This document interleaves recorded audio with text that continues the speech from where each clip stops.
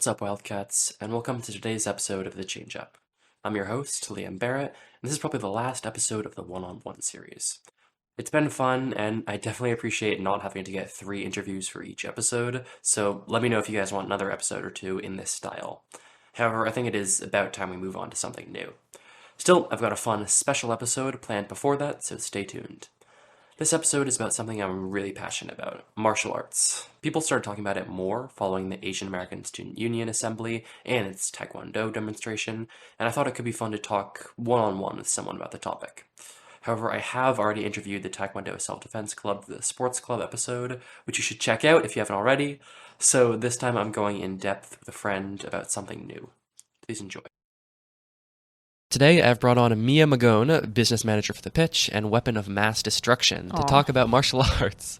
Would you like to introduce yourself? Yeah, I'm Mia. I've been doing Krav for about 3 years, since about, 8th grade. And I joined the wrestling team at our school last year when I was in sophomore. All right. So, quick disclaimer, because I feel like I should be saying this. Any information or advice given in this video concerning self-defense and or martial arts is intended to be used only for self-defense and only if there is no other option. Please don't go looking for fights. All it's going to do is end up with you getting hurt. And, yeah, please don't get me in trouble with administration. Thank you. So, my first question was actually, what martial arts do you do? But you already answered that. So, moving on, why did you choose Krav Maga and wrestling in particular? So I first started with Krav Maga because it was over quarantine. I was thinking, I want to do something. I don't know. I haven't started anything. Like all the people who I've seen in movies, they all started like doing karate when they were really young, 6 years old. And I was, I think, 13, 14 at the time. I was 14. And I was thinking, what can I do that like I won't be like an old kid in like a class full of little kids? And then that kind of set me back for a couple of years. I was thinking.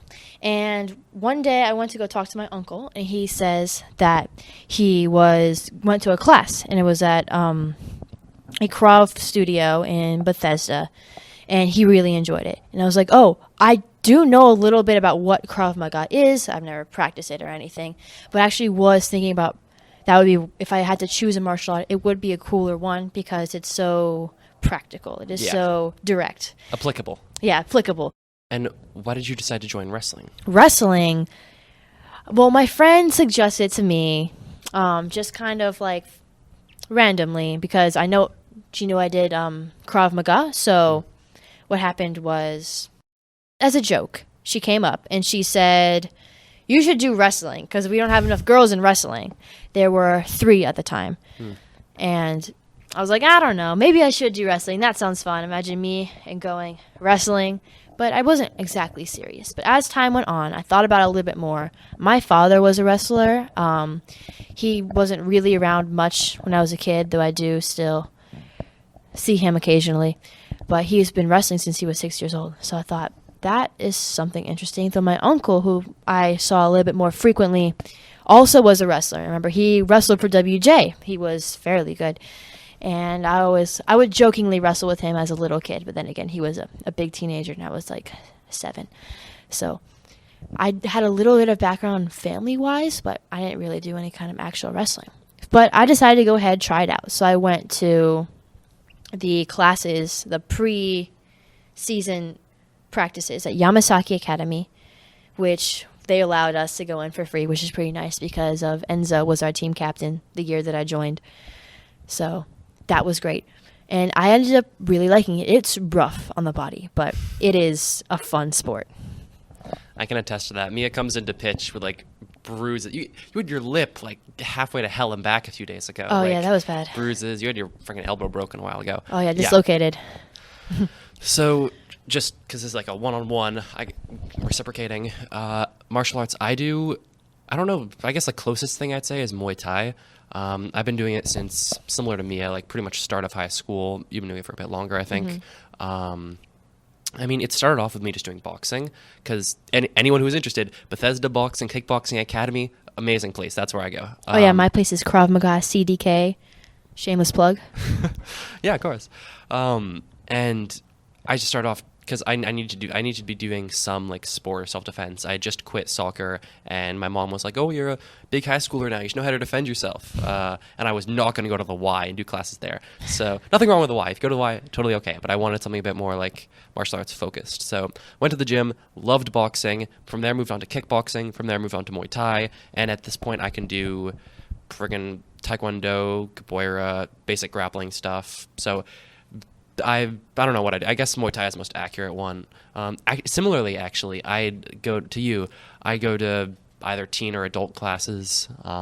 Recently adult, just because I don't have time for the teen ones, because I have mock trial on the day where on both the days where I go to the gym, Monday and Wednesday. I still go to teen kickboxing on Friday, but I generally go to adult classes. And yeah, fun. I don't do wrestling. Mia has the advantage on me with that one, but I think I have a bit of an advantage in striking. All right, cool.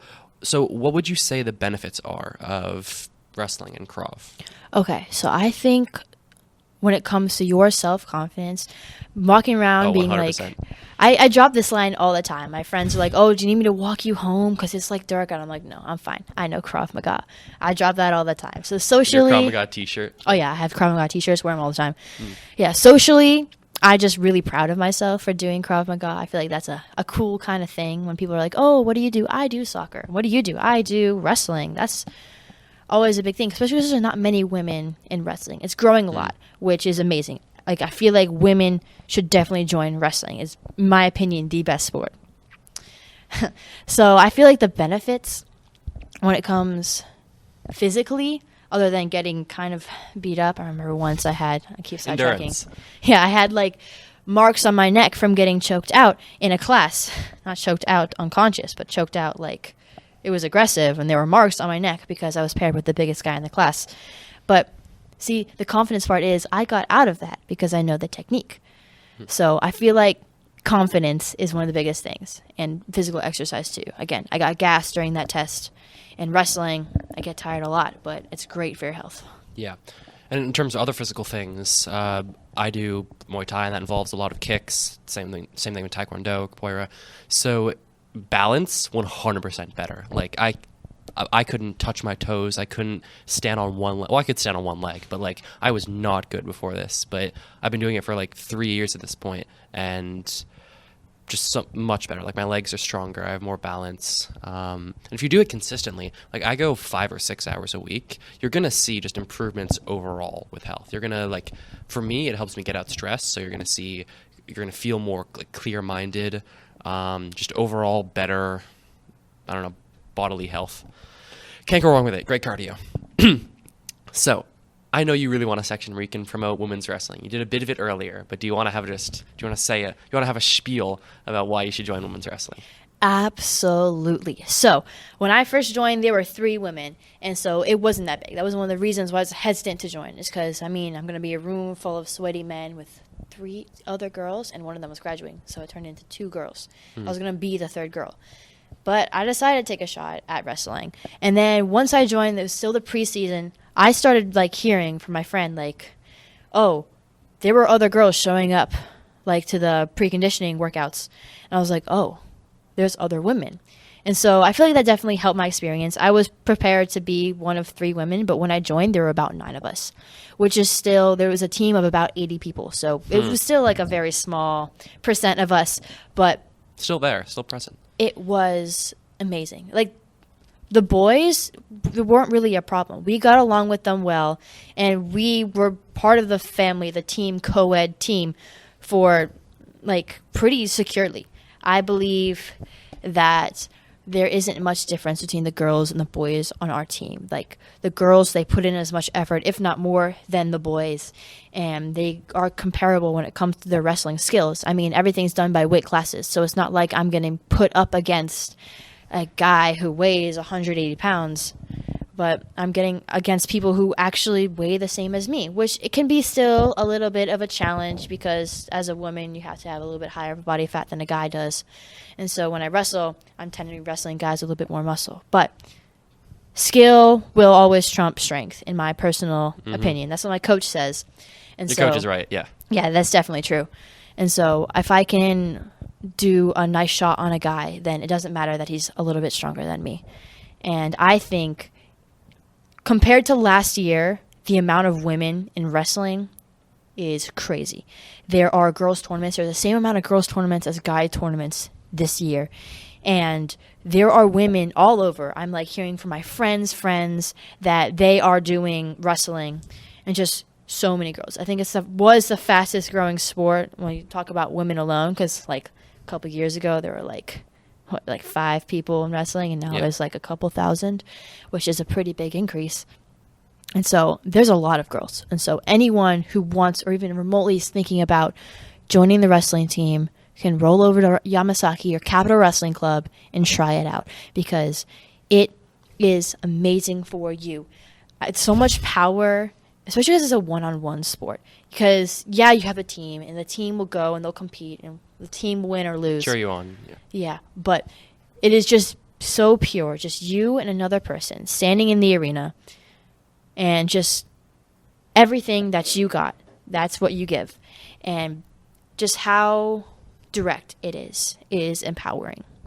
And it's also really applicable to self-defense. Like, of course, Krav Maga and other striking things are fantastic. Like, you learn new moves that are normally banned but are really efficient for a fight. That's true. But wrestling gives you a huge advantage in fighting. Like, someone will throw a massive haymaker at something. Just duck it and body slam into the concrete. You're gonna win. Yeah. Like, it's you have to be careful about it because you don't want to actually hurt people. Mm-hmm. But if you're forced into a self-defense situation, wrestling moves hurt a lot more in the real world than when you're not on a mat. That is true, especially a throw. Oof. And when you're actually not against someone who weighs the same as you, if you happen to weigh more, then that is rough. I sometimes wrestle the 106. Shout out to Bamdan. Yeah, but since I weigh 20 pounds heavier than him, like, he can have great skill, but the weight is a big thing. That's why we have weight classes. Weight does matter. All right, so this one we're both going to do, but just, you can start. What's the best self-defense advice you could give someone? Again, this is if you're forced to defend yourself. Guys, please don't get into a fight and then say, oh, the podcast told me to. No, I'm telling you, please don't get into fights. This is if you're dark alley, someone's saying, give me your wallet. And if they have a knife, don't just give them your wallet. But, sorry, off topic.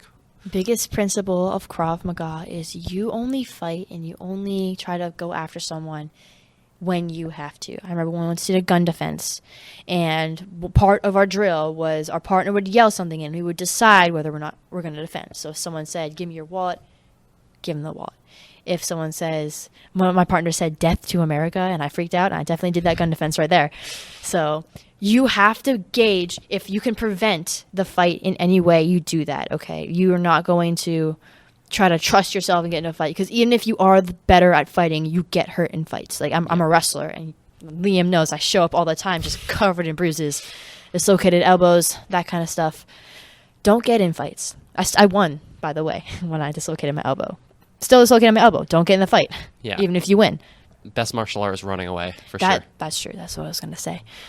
But I say if you in any way can stop the fight, if you can talk down the person, and again, that's not even like the self-defense part of it. I guess biggest other principle of Krav Maga is closest weapon, closest target. It so much practicality. You just, whatever you can do, the quickest, most efficient way you can do it, just do that. So foot, hand, if you can go it to nose, groin, stomach, soft spots, just try that. Yeah. In terms of assuming that they will not be dissuaded and you are going to get into a fight and you are fearful for your body, safety, life, anything, a couple big points. As Mia said, nose. If you hit someone hard on the nose, their eyes tear up, they back up. It hurts like hell. So that could give you a chance to get away. Kick them. Just, people don't kick people. That's not true. If you're in a fight and you kick someone in the stomach, you kick someone in the leg, you kick someone even in the chest, you're going to, for one, force them back, give yourself some space, again, can go get away, but also wind them and give you an advantage there. I don't know how much advice I can give without, like, I don't want to get in trouble because someone does this in a fight and says, oh, the podcast told me to. Elbows, I guess. Krav Maga knows this. Oh, no. Oh, it's just, don't actually ever do this on someone unless you're actually in danger. But elbows are ridiculously strong. If you just slam your elbow Yeah. sideways into someone. It doesn't matter, their jaw, their ribs, whatever. You're gonna win. There are a lot of illegal elbows that are like illegal in MMA that we learn in Krav. Also, Yeah, they're illegal for a reason. If you can, Oh, if definitely. you do it hard enough, fast enough, you're gonna break someone's jaw. You're just gonna win a fight in a single thing. And so if you're really close up with someone, like they're grabbing your hair or they're doing something like that, I would recommend an elbow to the jaw or mouth area. But don't do that to anyone unless you're actually in danger, please. Another important thing with striking is it changes their mind from offense to defense. That's Yeah. a big thing in wrestling. If you guys are wrestling and you push them away and then you come back in really strong, that can change the fight because it will change them from offense to defense. If in Krav, someone is choking you out and you cannot pluck their hands and you are going to pass out, don't attack their hands, attack anywhere else that would hurt. Yeah. Because if you can hurt them, I know people are like, oh, I'll see red. It doesn't matter that it hurts. It's not true. You will lose a fight if you get struck in a way and it changes your mindset. Yeah.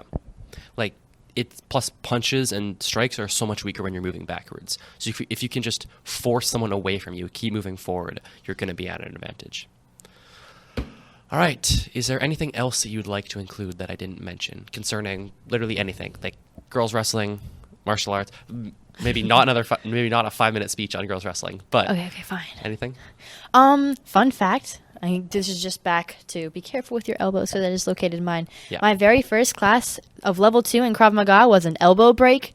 And Oh. yeah, that was scary. We had to be really careful with that. I was like, dislocating your elbow doesn't seem that bad. Guys, don't dislocate your elbow. Trust me. Put me on for the season. From an expert. Cool. Thank you very much. Of course. If anyone is interested in learning more about self-defense, I would recommend checking out the Taekwondo Self-Defense Club, which meets every Tuesday during lunch in G64, aka the wrestling room, or the Boxing Club, which meets every Monday during lunch in the same room. Alternatively, I can personally recommend Bethesda Boxing and Kickboxing Academy, which is located in downtown Bethesda. They didn't sponsor this episode or anything and aren't affiliated with the school in any way, but it's where I go and it's just an awesome place. It's not free, but that's what you're going to get with the third-party gym. As always, please feel free to let me know what you thought about the episode with the review Google form, where you can also give suggestions for future episodes. Alternatively, you can DM me on Instagram at the WJ Changeup. Thank you very much for listening, and until next time, see ya.